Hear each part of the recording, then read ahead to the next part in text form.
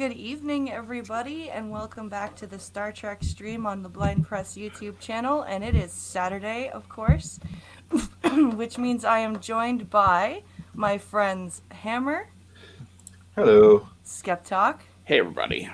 Dax, Sup? and Irate Prostate. Hi. And we have moved on from Deep Space Nine to Voyager, and I decided that I would go first. Well, we all decided that I would go first. So my choices today are all from season 4.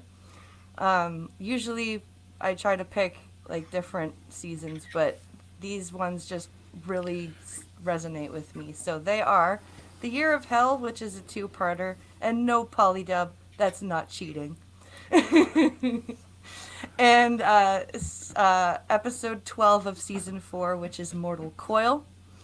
And episode 25 of season 4, which is called One. So I figured we would start with The Year of Hell, since it's the longest one and it's the first chronologically. So this centers around Voyager encountering a species called the Krenim, and specifically a Krenim named Anorax, played by Kurtwood Smith. Who does not look anorexic at all. Yes, no, he's not anorexic. No. And he is and it is Red Foreman. Yes, you're better known as Red Foreman, He's gonna put his foot in our ass. or the president of Earth in the Undiscovered Country. Right. Yes, yeah, right. exactly. Right. If you're a really big Trek nerd. So this and his obsession is he has this time ship with a weapon that can basically change the course of time by erasing species from history, and he is attempting to fix his first mistake, which annihilated the colony where his wife was. So and in order Don't you hate that when that happens? Yeah, exactly.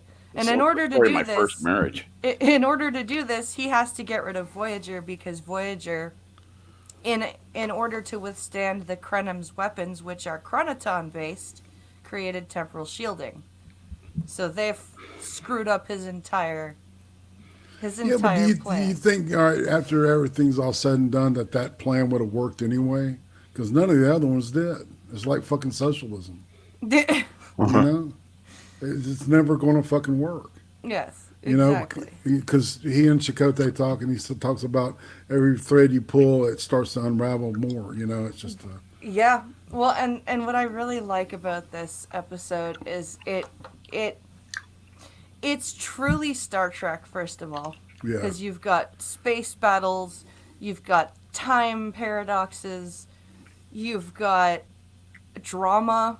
The crew is trying to survive this basically Voyager's being taken apart by these weapons, and by the time they develop the temporal shielding, half the ship is yeah. destroyed. Most of Deck 5 gone. Most of Deck 5 is gone, and then right after they get the temporal shields online, Anorax tries to erase them from history. Yeah. So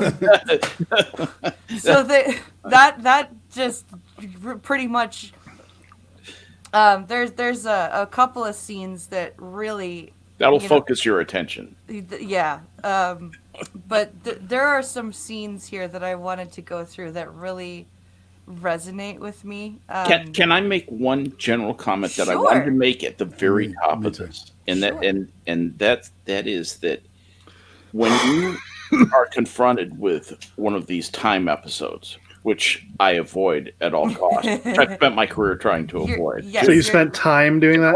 To quote To quote at Janeway. any rate, Yes. to quote Janeway, to paraphrase her, you basically, but if you're confronted with one of these and you have to watch them because they're one of your friend's favorite episodes, then you have to just say, okay. Yeah. You have to whatever's being asked, I will grant it. Because if you pick this apart, there are 1,000 little contradictions Yes. that you can do, and you can get wound up in doing that. And what I just had to do was just say, we're going to have some fun in fantasy land. Yeah. And once I did that, I actually enjoyed this. I enjoyed this quite a bit. The and except for the ending of the second episode, which I have a few things to say about, but anyway, we'll get there. Yeah.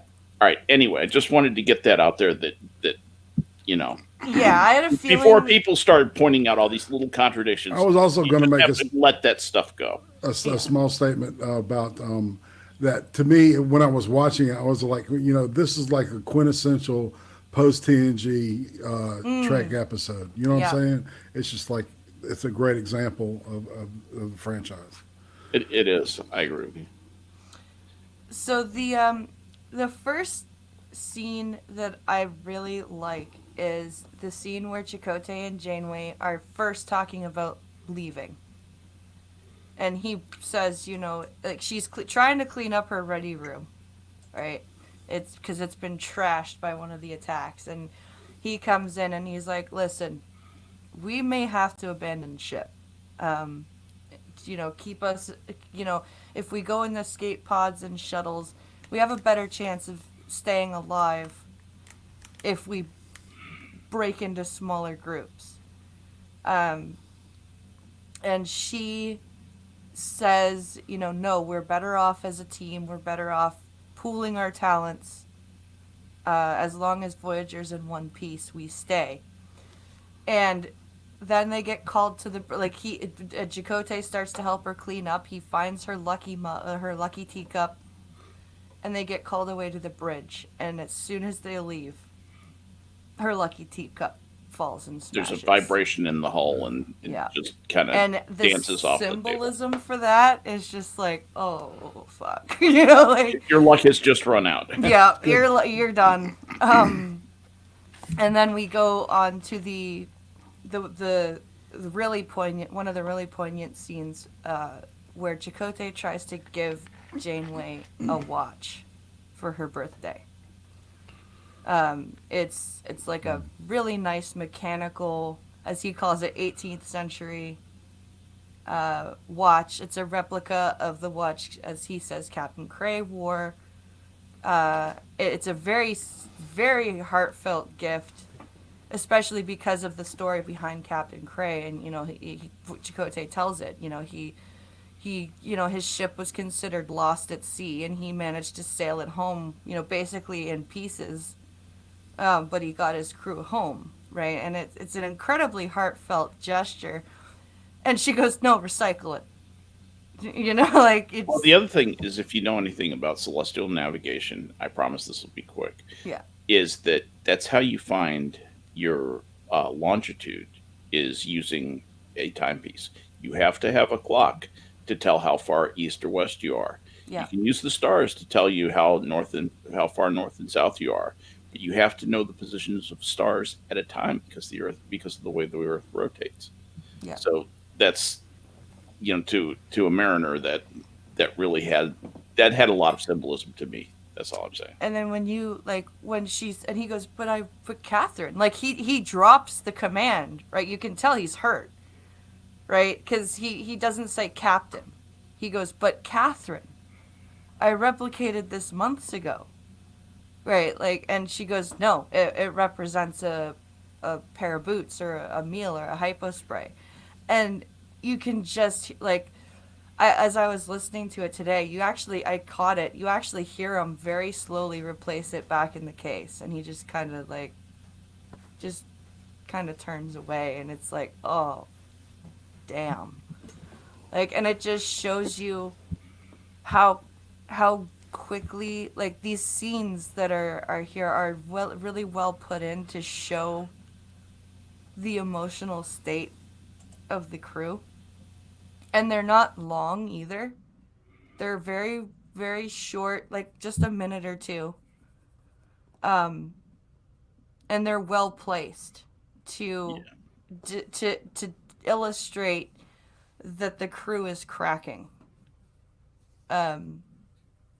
because and that's what I like about Voyager and what I like about Deep Space Nine is you get to see more of that. In TNG, I find they've got a lot. They're very in control of themselves. The that's always been a knock on TNG is that the characters are plastic, baby. Yeah, they were and very, they can be in some of the episodes. Yeah. That's why I think when they relaxed a little bit, like when you get episodes like Chain of Command or you get episodes like Sarek, where you see genuine emotion in the TNG cast, they're so good because the juxtaposition is usually they're very tightly controlled, very formulaic. But you know, with episodes like this, like with Year of Hell, you get to see the crew, you know, they're cracking, they're snipping at each other. There's a scene between Doc and Paris where he's, you know, focusing on B'Elanna, and Doc basically yells at him for it. Yep. And he goes, "Whoa, dude! You know, you physician, heal thyself. You're being a little emotional here too." And we, you know, it's a bit of friction between them. More so, it's not the general banter you get between Doc and Paris. For a hologram and a Borg, it was very human. Speaking of Seven, I really like how they wrote. Because she's joined the crew very shortly before that. Like, she has not been part of the crew for very long. Right. But she really took part, like, acted like, I'm part of the crew now, right? Like, when her concern for Tuvok after he gets injured and blinded by the Chronoton torpedo is really well done. You know, because she's starting to learn that I have told you that I would help you with your personal grooming. Yeah, there are some tasks one just prefers to do by themselves. He says, "You have a laceration. You are damaged." Yes. I love that scene. And can I just say that it is awesome that Tuvok is still the tactical officer. He's blind, but he's freaking turned on the tactile interface on his freaking console. So he just walks up and goes to work. Yeah, I'm like, fuck yeah. That's way cool. Yeah. That's got to be very meaningful to you. It is. And they don't even and the way that they did it was they didn't make a giant deal of it. You know what I mean? It wasn't, look, Tuvok's back to work, even though he can't see. It was, you go to deflector control, I'll go to the bridge.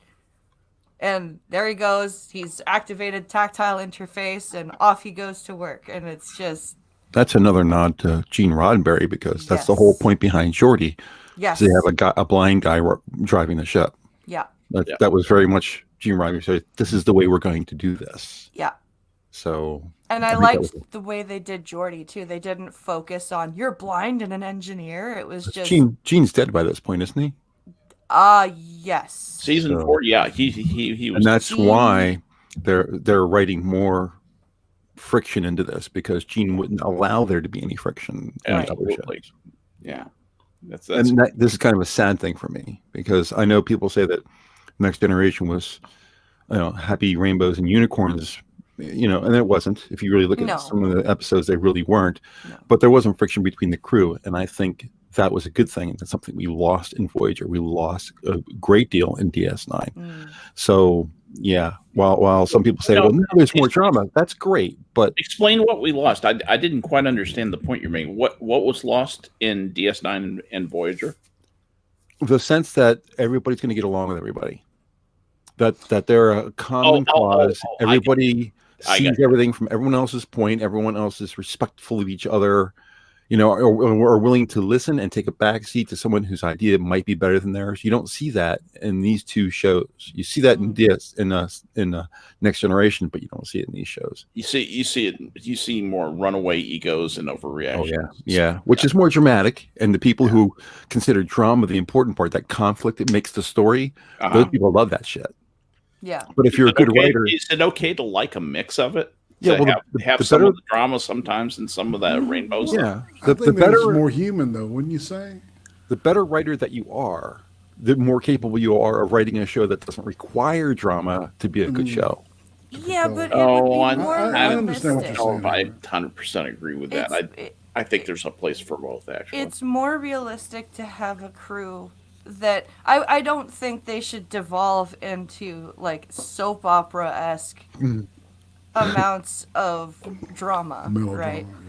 But I think it's more realistic if you're in, especially on a ship like Voyager, which is small, right? And you don't get a chance to have shore leave because you're not in the Alpha Quadrant. You're gonna piss each other off. Yeah, but you've got to share the holodeck, right? It's not like they've only got 2, right? They don't have like 6 holodecks like the Enterprise does. But they don't have 1,000 people on the ship like the Enterprise does. That's true. But you can't, like, the holodeck can only take you so far. There is something to say to being able to go off the ship. Like, even if you're they could take me anywhere I want to go. I know. Yeah, Hammer's going, put the porn program, run porn program, 4,970. Yeah. Just, Give me Deanna Troy and 7 of 9. Yeah, exactly. Oh, notice my name tonight is 7 of Swine. Yes, I like that. I did think of a funny joke in that, though. If Tuvok had been kind of leading the way with 7 of 9 behind him, kind of following along, it would have been the blind leading the blonde. Mm-hmm. I actually amused myself. I really like I like her deadpan when she finds the Chronoton torpedo.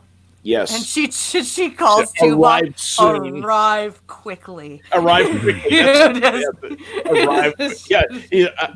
I will, I wait for my arrival. Arrive quickly. She almost growls those out, doesn't she? Yeah. She almost I do what I say, Well, if you're standing in front of a temporal warhead, I guess that's lodged in a bulkhead of your ship, and your superior officer says, "Don't do anything. Just wait for me." Yeah. You're gonna go. Then get here now. well, not to jump ahead here, but in one of your other episodes, she's told that she's going to be facing something she's never faced before, and she growls at the captain, "I will adapt." That's how she. I'm bored. Don't you know this by now? Yeah. That's what she actually says, "I am Borg" at one point. Yeah. Oh yeah. Well, she says that all the time. Yeah. So we move on to the second half of this. Paris and Chakotay have been kidnapped by Anarax. Voyager is basically limping along. They've picked up some allies. They're equipping their allies with temporal shielding. Janeway, there's a couple of nitpicks I actually have in the second half of the episode. And that is, one of them is Janeway's interaction with Doc. Because he tries to do the right thing, right? He's like, you are mentally not fit to command right now. You need to be observed, and you need some time. And she threatens to delete him. Yep. And he goes, which just goes to show he's right. Yeah, and he even says it. He goes, that threat in and of itself is proof that I'm right. And she's like, I'm sorry I misspoke, but I'm not stepping down.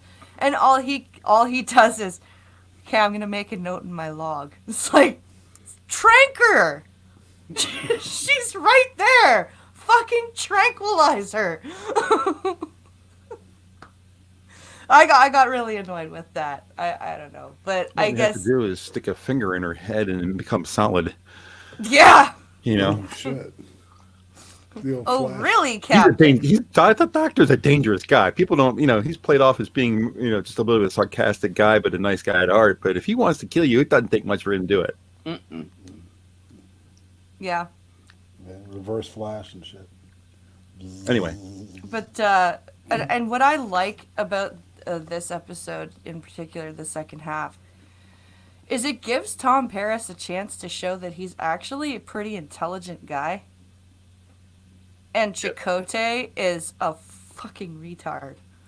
And Chakotay is obnoxious. That was the other thing I wanted. Yeah. Yeah. I didn't believe a minute of Chakotay in this. He was the rabbit turd in the oatmeal for me. Yeah. Well, and it was so obvious that Anorax was trying to kiss his ass. Yeah. Look, you understand time, its moods and its colors, and Chakotay's just eating it up, right? And Tom is over there going, hello? Yeah, exactly. You idiot. I've been talking to the crew. Some of these dudes aren't down with this shit. And then and Chakotay tells him to stop for a bit. Right? He's like, no mutiny, and he goes, you're gonna obey my orders, Lieutenant. And Paris is like, we're not on Voyager anymore, dude. What, this is different. Like, what do you can't tell me, what to do right now. And they almost get in a fight, like a physical fight. Tom is angry enough that he wants to, he wants blood. He wants blood. Yep. Because he can't believe that his you can tell, he cannot believe his commanding officer is legitimately falling for this crap. Like, whether or not he was, especially because he was a Starfleet officer before, right? And he should know better. Right. Like, he was Maquis, but he defected, right? He was Starfleet first, then he defected and became Maquis, and now is Starfleet again. So he, of all people, he even says he took temporal mechanics. He failed it. And almost failed it, yeah. No, he did fail it. Oh, he said I almost failed Professor Vossbinder's. Oh, I thought he said I did. He said I failed it. He said I nearly failed it. I can't hear anymore. That's a nice callback to TNG, by the way. Yes, it is. Yes, it is. Fassbinder. They mentioned Vossbinder in Timescape. Timescape. Moving from one topic to topic. To the other, it was really quite hypnotic. Like my voice. So, and then all it takes Chakotay actually observing Anorax wantonly destroying a civilization. Before Tom goes, do you see what I'm talking? And he even brings up a Moby Dick comparison, which is absolutely apt. Yeah, it's on point. I agree. Yep, bang on. And I really appreciate that the writers gave Tom the chance to actually show that he's not just some dumbass flyboy. Pretty boy, fly boy. Yeah, he actually has a mind. I really like that too. I was kind of going, Paris is actually a fairly cool character by the end of the episode. And I tend to be one of the ones who writes him off as just being an egotistical pretty boy. Yeah, I was really pleased that they wrote that for him, because they don't do it. He has an interesting story, right?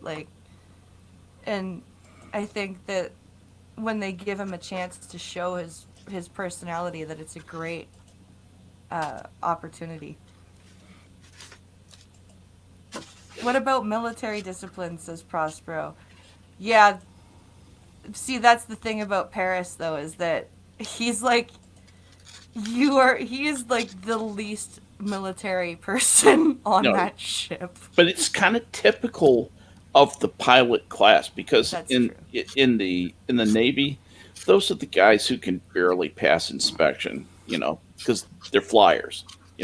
I Free spirit. Yeah. Yeah, they call it the brown shoe Navy because the pilots in the U.S. Navy wear brown shoes with their uniform, Okay. and the ship drivers, my or the upper class, as I say, my class of officers wear black shoes. I was in the black shoe Navy, and the brown shoe Navy they're, when it comes to military bearing, they're just pieces of shit. They're smart. They're really good at what they do. They're brave as lions, and they're just jerk offs when it comes to military procedure. And they have the crappiest salutes. They have the worst salutes on earth. Anyway, don't get me started. So that was a good that was accurate, I thought. Wasn't Paris in the brig when recruited? He was in the stockade, yes. Stockade, yeah. They offered him a deal. And if he performed admirably, Janeway would speak highly for him at his parole hearing when they got back. But that didn't happen. Yeah. I thought he was at a work camp. Well, it's called it's a work camp, but it's their version of the stockade. It's Right. It's incarceration. It's incarceration. Yeah, he was in New Zealand in a work camp. So basically, there's between the mutiny that Tom starts on the time ship and the temporal shielding that Voyager has equipped themselves and their allies with, we affect a destruction of the time ship by Obrist and Paris getting the temporal shielding around the temporal core down, and Janeway just takes Voyager and just rams the ship. Yeah, she has her Khan moment. Yeah. And she even gets to say some sort of Terminator line. That was annoying. I didn't like that. Yeah. I really would have liked it had she just had a look on her face of determination as she rammed the ship and they didn't need to give her that cheesy time's up line. Yes. They really didn't. Absolutely overwritten. That was Had they given her just Janeway looks sternly into the view screen as she rams Anarax's ship, that would have been awesome. Just this silent, deadpan stare into the view screen as she obliterates the time ship. Yep. I would have liked that a lot better. It would have been a lot more poignant, I think. I'm with you 100%. That was cheesy. Can I make my comment about the end of it? Okay, so and then when she rams the time ship, of course, everything goes back to the original timeline. It defaults back to the original timeline. The alternate timeline is destroyed. And so things are, how's the astrophysics lab coming? Oh, it's online. Blah, blah, blah. Actually, it's not. It doesn't even default back to that one. It anyway, back to before that. All right, yeah. Or actually, a reality that doesn't exist. Right. But anyway, my point in saying that is that there were a couple of things that they could have done that would have been so cool to do, and I think they missed a big opportunity. One would have been to have it would have taken some imagination, some remembrance of what happened during the year of hell that now never existed, to, where they look at some broken artifact. Where did this come from? I don't know how you would have engineered that. I don't know how you would have written it in. I would have thought that would have been cool. Or the other thing would have been cool would have been to cut away to Janeway's cabin and to zero in on the Lucky Teacup, which was still intact. And I thought, why didn't they do that instead of having this utterly vanilla scene? Oh, the astrophysics lab is online. It was a namby-pamby end without any piquant moment that great episode deserved, and that disappointed me. So I just want to put that out there. Not to end on a bummer, because overall I loved the episode. Yeah, I thought it was great. Are there any final Except for comments? Chakotay. Yeah, are there any final comments from anyone else on this episode? To be honest, this is my favorite of the three. Yeah. Yeah, I loved it.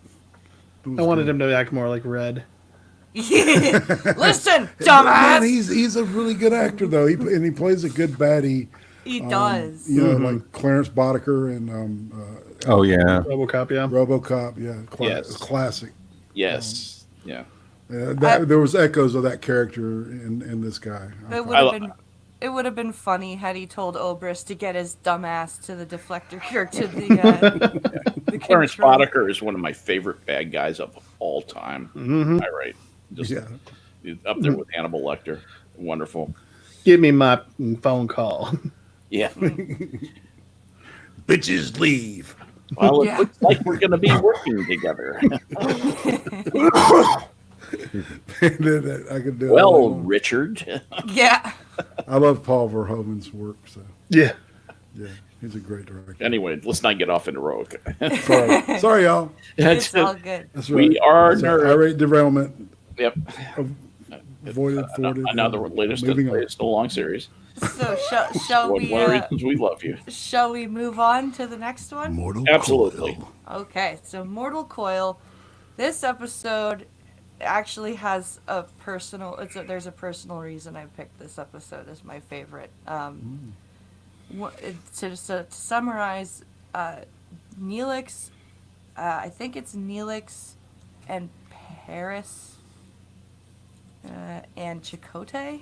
There's an away mission that Neelix is a part of at the beginning of the episode. Pretty sure you're right. And I think it's Correct. What is it? Proto Protomatter. Protomatter. Yeah, protomatter. They're trying to gather some protomatter, and Neelix is along because he has salvage experience, obviously. Well, And- remember, it's set up by him putting Naomi Wildman to bed. Yeah. You know, with the stories of Talking the about Great the Forest. Great Forest. Monsters. Right. Yeah. Yeah. And so that's important. That's plot very point. important. Yes. But then he meets him in the shuttle bay 1400 hours. Why do they do that? That's not in the Navy. You don't say 1400 hours. Only an idiot, only a landlubber, only a fool says 1400 hours. You say 1400. Everybody knows what you're talking about. If you say You just say 1400 hours, 1400, yeah. you will be ridiculed, mocked, and possibly thrown overboard. So they meet at the shuttle bay. They head off to collect the protomatter, and on this mission, they're I think it's a plasma storm or something that they're hit by, and Neelix is killed in the discharge. It basically activates some phenomenon within the nebula. Yeah.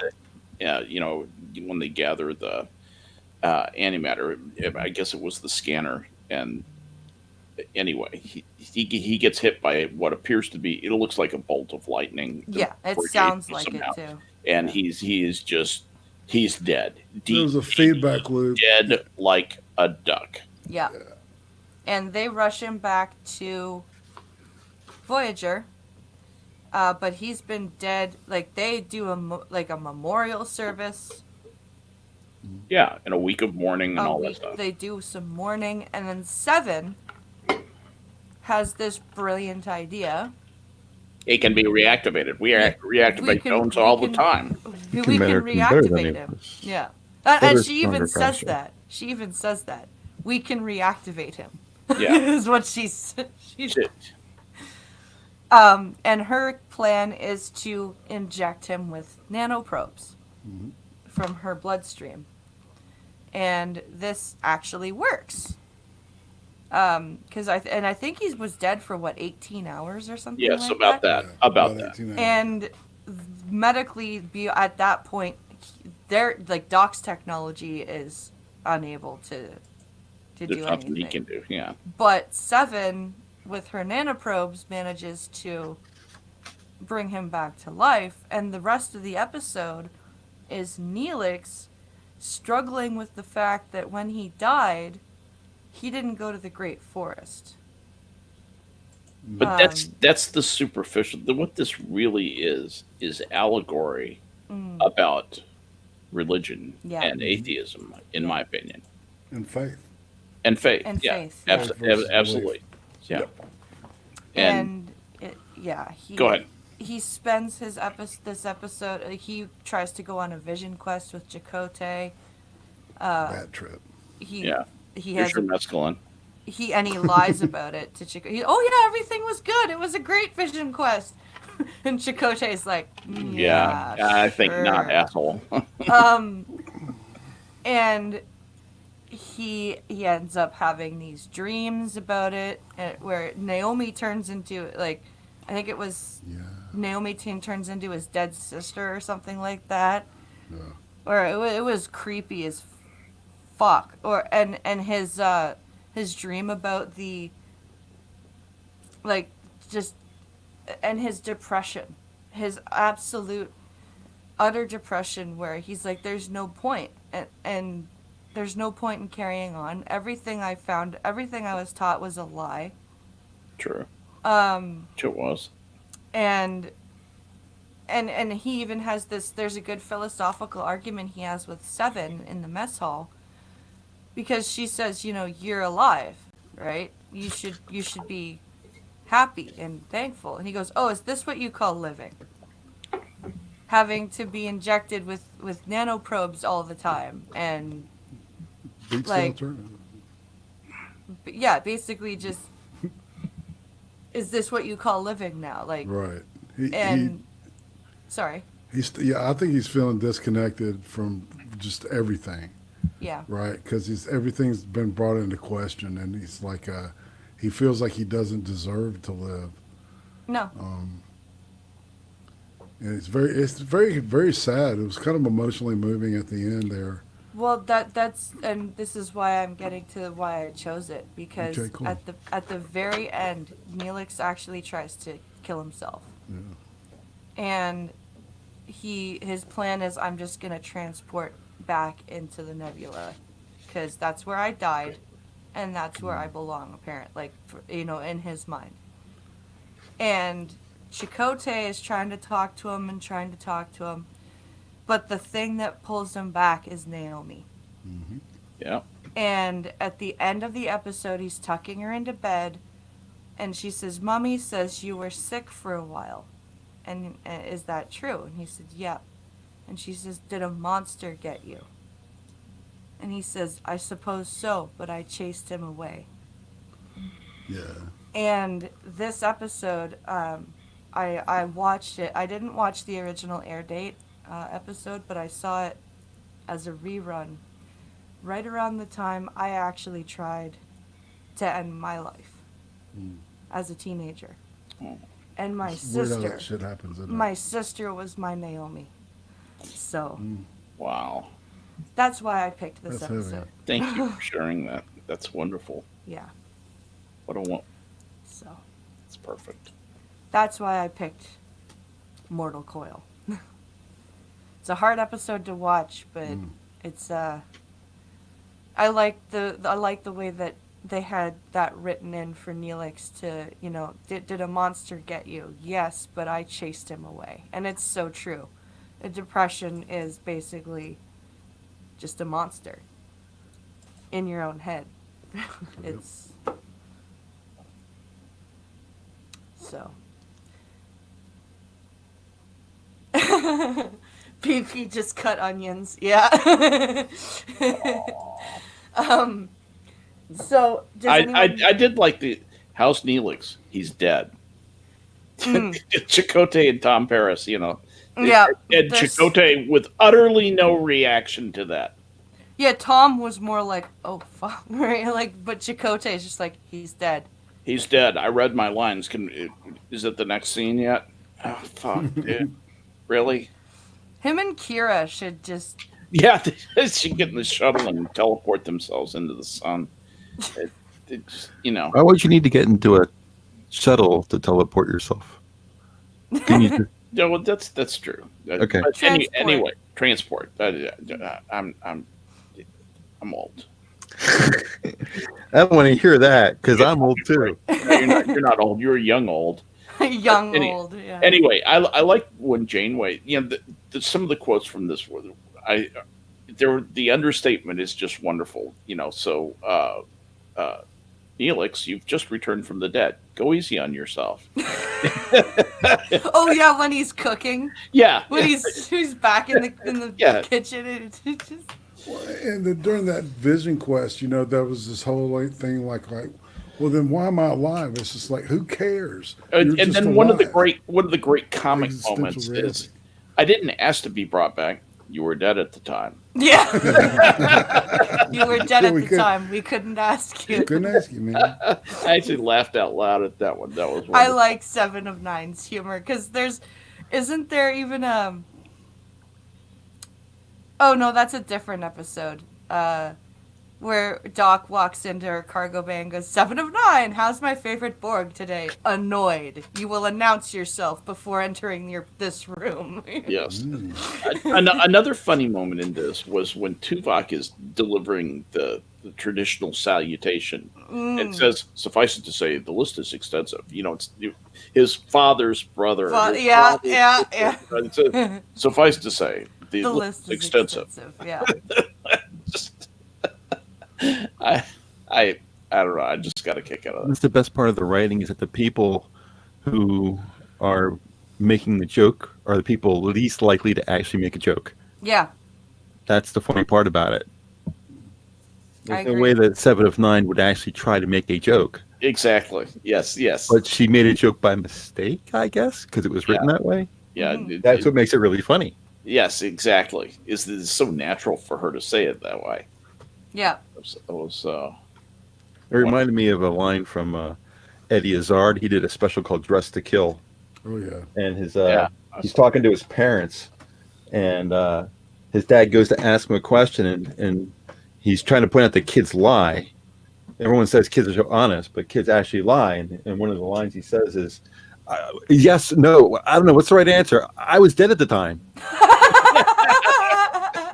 So it just, that's wonderful that it harkens back to that. I love that. yeah, That's cool. just a great My show. my last comic line was, "You're a peculiar creature, Neelix." Thank you. Yes. Thanks. I think I think. Yeah. I think. Just the thanks made me laugh. So that was it's cool. because Neelix is so ebullient. Even if you insult him, he just kind of like smirks. He doesn't Yeah. take any insults with any malice. And I think that was the other reason that this episode was so sad. Because to see somebody like Neelix, Yeah. who is, that quality. yeah, he's usually such a happy person. Well, Eternity looks pretty good to Neelix until this episode, Yeah. and it's like when we learned Santa Claus was not real. Yep.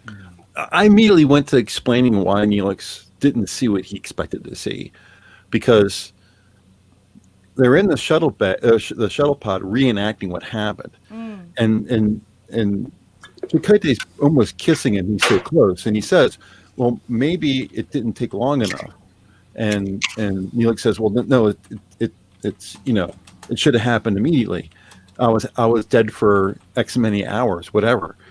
And my reply in my head right away was, just because time passed for you X amount of time in the real world doesn't mean that time is passing for you the same in that world. Yeah. Yeah. I started putting holes in all these little things as I went along. I was like, that's not really true. You can look at it a different way. Yeah. You kind of have to steel yourself and make yourself not make those little holes, or you won't enjoy it as much. At least that's what I am. I'm not saying you have to. I'm saying that's what I First have. couple times through, I was very much like, just enjoy the story. Yeah. Suspension of disbelief kind of deal. Right, But sure. Now that I've seen it, probably another 20 more times. Yeah, I'm picking it apart a little bit. Yeah. So, anyway. So I liked it. do we have any more comments before we do the last one? I That's like all I've I got. like this episode. This Yeah. was of the three. This was my favorite Oh, because it was very character driven. It was very Yes. you got to really see a part of Felix or Felix that I don't think you would ever see before or after. You don't ever No. really see an insight to him like this. Yeah. you don't. So the first episode was Irate's favorite. This one was your favorite. Yeah, of the And three. neither of these were my favorite. Favorite is the next one. Interesting. Yeah, What about you, I like Dax? one. Yeah, Dax, what Because do it you was think? such a character focus. I really liked the episode at the time. As I get older and I have my own existential crises, I look at it like, God damn it. Yeah. Yeah. I feel you on that one. But I liked it though. It's a good choice. So this next episode is called One, and it centers around 7 of 9, basically watching over the crew as they travel through a nebula that the crew cannot it affects the crew physically. So they've been put into stasis, and Doc and Seven are basically responsible for keeping an eye on the crew, making sure the systems run properly, and get the ship through the nebula, because it is way too long or way too wide to detour around. So they have to go through it.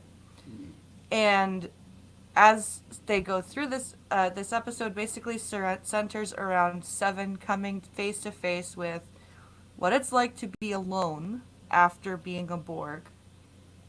And she actually ends up, we've got, she spends a great deal of the time actually hallucinating because of the nebula finally starting to affect her cybernetic implants. Now, the reason that I picked this episode, before we get into everything, is because when I was going through all my rapid and random med changes when they couldn't figure out exactly what diagnosis I had, I actually had issues of hearing, like voices and stuff, what Seven was having happen. So it really, this is another one that I can put myself in 7 of 9's position, and it's scary when you're all by yourself, because eventually Doc's program goes offline because of the nebula, so she's alone, and it basically at the end she ends up having to cut life support to everything except the stasis pods, and basically risk sacrificing herself to keep the ship going and to save the crew. And I really found this episode very intriguing.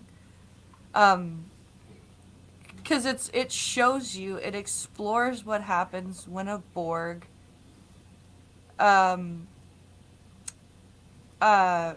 is cut from the collective. Because we talk about it in TNG with Hugh, right? Right. But we don't see how it affects, the only time we see how it affected them was when we see it in Descent, when he reassimilated and his exposure to the crew caused them all to go, disconnect, but we don't actually learn about what it's like for an individual Borg to be alone. So I thought it was a really interesting look into that. And I really like at the end where they have her standing in the cargo bay with the storage pods, and she's running out of oxygen, and she goes, "I am 7 of 9. What was it? I was Borg, but now I am alone, but I will adapt."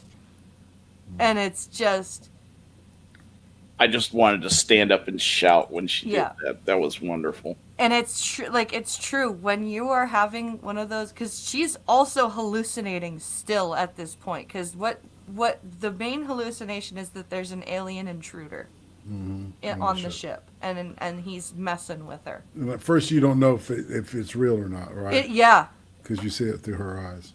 And it was hard for, like, if you're watching it like I have to with, just listening to it. It took me a few times watching the episode to go, oh, he's not actually real. Right. Like, because the first time I watched it, I'm like, wait, how did they not find the alien's body on the bridge? Because there's a scene where he says 7 of 9, let's play a game. What do you suppose would happen if I shut the antimatter injectors off? Right. And he leads her on a chase through the ship, and he eventually says he's on the bridge, and she says, I'm ready to play. What do you suppose would happen if I shut all the oxygen off to the bridge? Right? And does that and seals the bridge with a level 5 force field. But it took me a while to figure out he wasn't actually on the ship. Like, because I legit thought that there was an alien. I did too. I was utterly taken in. Yeah. Yep. And you could see. Yeah. Well, yeah, I could see the guy, but I mean, you can tell that the character is, there, and that he was there. He was threatening, and he was. At first, I thought he was going to try and rape her. Me too.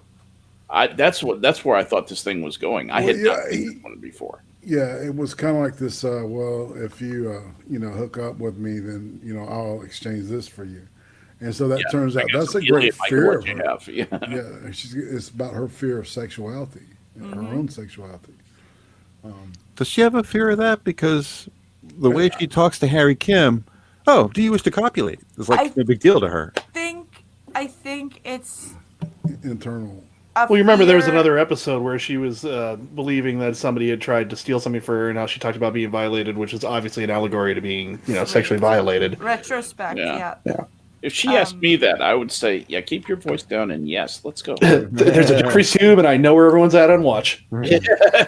Yeah, there's a little Jeffrey's tube. Jeffrey's tube.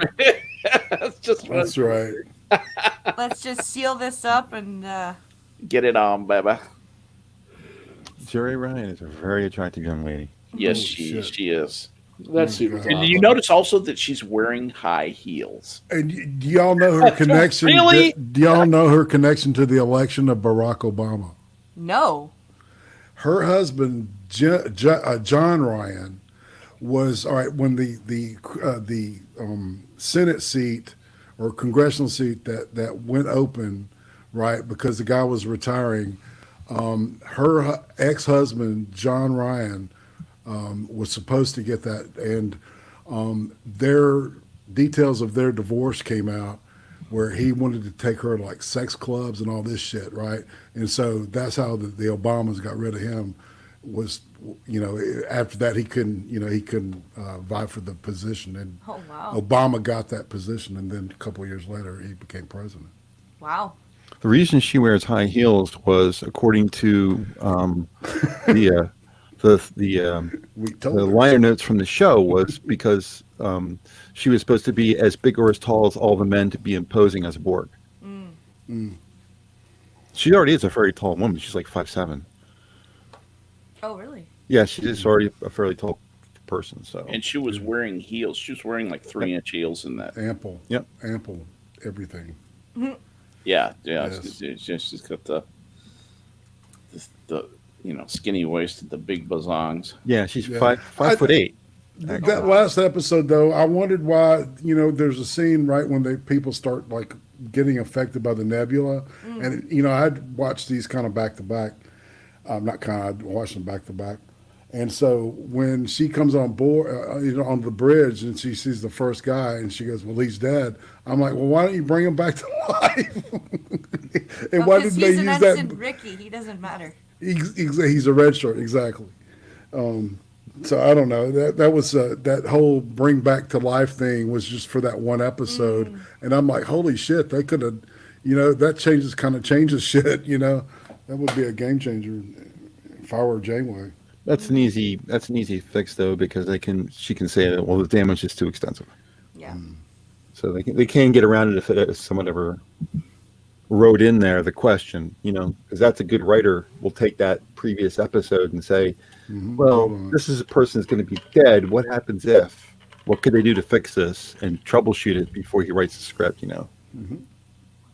Grill and Pirate Pete actually brings up something. He says, what always bugged me about Voyager, they're trying to get home, but they're always meandering around everywhere, putting their crew in danger. 7 of 9 even brings that up.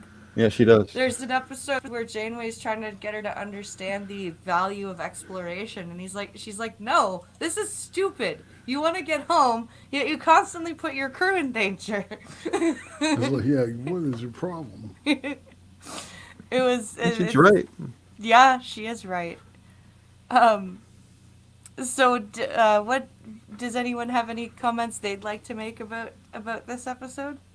It's just I like that it actually shows her starting to be more human almost right away with her introduction, because when you're cut off from the Borg collective, you probably would revert back to whatever you are. I mean, you'll still be Borg-ish, but your instincts are going to kick in moreover because you don't have those things telling you, hey, no, this isn't what I am anymore.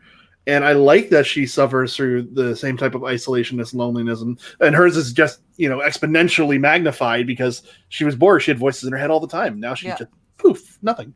That's mentioned at the very beginning, and that was the point that I made when you were first talking about your first episode. Is that Janeway goes to her in the regeneration, where she's regenerating cargo bay, and she says, you used to be with 1,000 minds, and when you came here, you're at 100 minds. How are you going to feel about just being 2 minds? Yeah. And she growls it at her and says, "I will adapt." Like, I'm bored. What the hell's wrong with you? You don't know this already? This is the episode that had that, and it was right in the very beginning. And I thought to myself, girl, you don't know what you're talking about. You're not going to be able to adapt to this. What I found really cool and good writing was she growls at her, "I will adapt," but then she softens up and goes, "I can do this, Captain." Yeah, she realizes she has to play on Janeway's emotions to get what she wants. Yeah. Which is pretty, this just shows you 7 of 9's intelligence. That because that kind of nuance for a Borg to think like that quickly is pretty impressive. It's probably the best thing about Voyager as a series in whole. When they brought her on, it would have been so easy just to make her a nice breasts. Mm-hmm. They could have done that, and all the Voyager people would probably be just fine with that. Oh, cool, breasts, awesome. But they didn't do that. They made her not just that. Of course, she is that, but they didn't make her just that. They made her a good 75% other things. Yeah. Yeah. I like that they comment at one point. They say she's probably the smartest human being in existence. Mm-hmm. And they let it shine. They let her have her moments. She isn't, like you said, a walking pair of tits. It's great. Yeah. Yeah, absolutely. She also, there's a great exchange that I just want to point out between the doc. There are several great ones, but this one was the one that made me laugh the most. And it's when she says to the doctor, "Holodecks are a pointless endeavor, fulfilling some human need to fantasize. I have no such need." And the doctor, quick as a snake, says, "What you need is some editorial skill in your self-expression. Between impulse and action, there's a realm of good taste begging for your acquaintance." Yes. Ricardo gets some of the best lines. Oh yes, because she's like, "I have my rounds to do," and he's like, "No, you need social etiquette, and you need it right now." Right, exactly. Yeah. Yeah, I think the best scene. That was just a wonderful format. The best scene for me between the doctor and 7 of 9 was "You Are My Sunshine." I think that really, of all the things, that was the best one, because the what plays across his face when he's singing with her, man, that's a whole volume right there. What he's because he kind of falls in love with her at that point, and you can see it. He stops singing and just kind of like looks at her. It's like, And then at a Comic-Con, they sang together at a Comic-Con, "You Are My Sunshine." Oh, And wow. San Diego. Yeah. Yeah. Well, yeah, San Diego Comic-Con there. Yeah. I was trying to think where that was. Yeah. That's awesome. Yeah, it's on I didn't know YouTube that. if you want to go look it up. But it was Awesome. it's just as endearing as it was in the TV show. And she can really sing. That wasn't a flub. That was actually Jerry Ryan singing. No, you can tell. You can tell by listening. That's why it goes into one of my not favorite episodes, but maybe I'll put it as one of mine. You guys we'll figure that out where they think they're in World War II. Oh, the Killing Game. Yeah. I might have to steal your thing and make that two-parter one of mine. That's fine. We've picked two-parters as favorites before, so. Yeah, Oh, I was about to explain it to Polly, but I was like, nah, never mind. It's not important. Good luck. Because he pointed out that you picked a two-parter and that was cheating. I wanted to go back to him and say, no, we're talking about one story in two pieces. It's valid, but who cares what Polly thinks? You hear that, Polly? We don't care what you... No, I'm kidding. No, it's just me. So, any other comments? I like Jerry Ryan. I just watched the Jerry Ryan, Robert Picardo singing at Comic-Con. Oh. I just watched like 20 seconds of it. It's and adorable. she puts her head on his shoulder. Aw. It's just a lovely moment. It's absolutely perfection. They are They had friends. great chemistry. That's great. I'm still mad that they didn't write those two together in the series. Why did they have to put her with Chakotay? That just made no sense. You know what? Yeah. We're going to end up on a rant, and you know what happens when I start ranting? I'm but reading that mind You're again. right. But Chakotay and her, really? Why? Because Chakotay just needs a squeeze? He needed to have something important to make him a little more interesting. Because there was nothing call- interesting about that turd. You call him Anyway. Chakotay? Not Chakotay. Chakotay. Chakotay. Cody. Chakotay. Fuck Chakotay. Yes, they are. I wanted to like him, but I can't. Yeah, I couldn't get there. I respect him, but I just don't like him. Is it the tattoo? Because mine's bigger.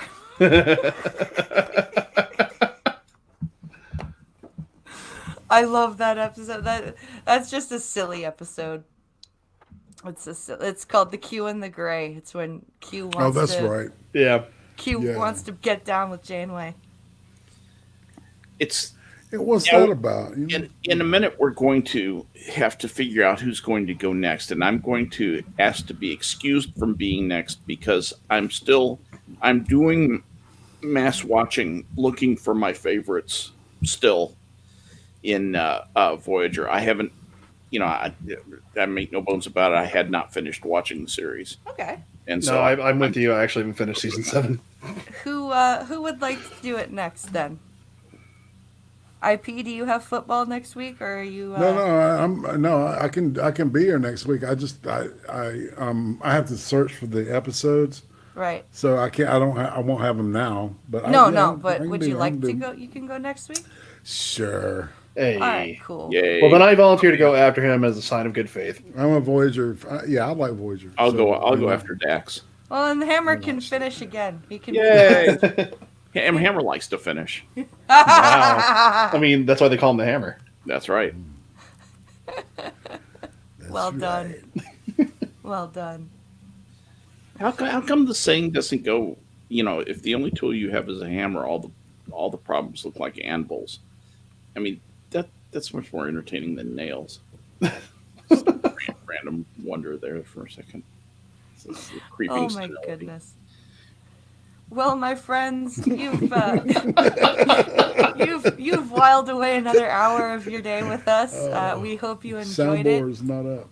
We hope you enjoyed yourselves, and we sure enjoyed ourselves talking about this. Join us next week for Irate's picks, and Irate, who you've got P-Dog tomorrow. That's right. P-Dog Night. Going to be sitting across for the ice cream interview. Nice. We should have some fun. And there'll be some more names that are more familiar with people on this side of the interwebs. So just keep your ears and eyes open. Sweet. Very cool. And Hook us up with your favorite list as soon as you can, so I can. I will. We I can will. watch it. Well, the routine for that is to pick one now so we can all start watching. It's the episode. Yeah. My first pick that's been in my head all day Yeah. is the episode with the Vidians, Which one? and I cannot remember. I Yeah, cannot there's 4 remember of the them. name of the episode. Is it the first one or is it? It's the one where they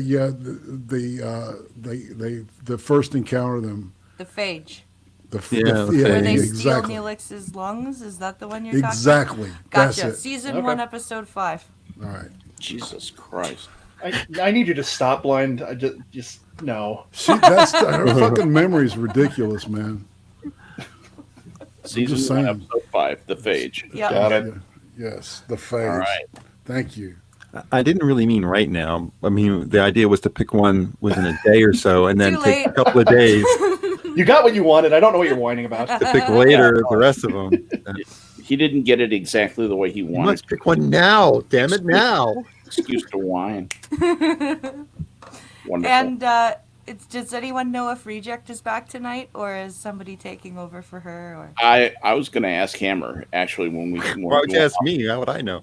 Well, because you're the daddy. You're the I'm daddy. the daddy, but I I am. want somebody to clip that right now.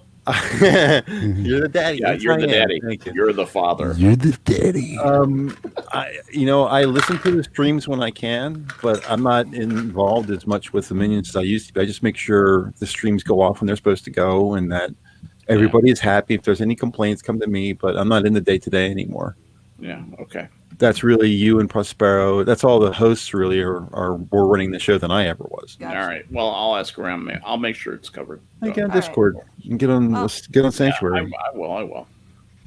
Well, my friends, thank you for watching. Come and watch Pinkalo and I tomorrow night at 10 p.m. Eastern here on the Blind Press channel for the Blind and the Special.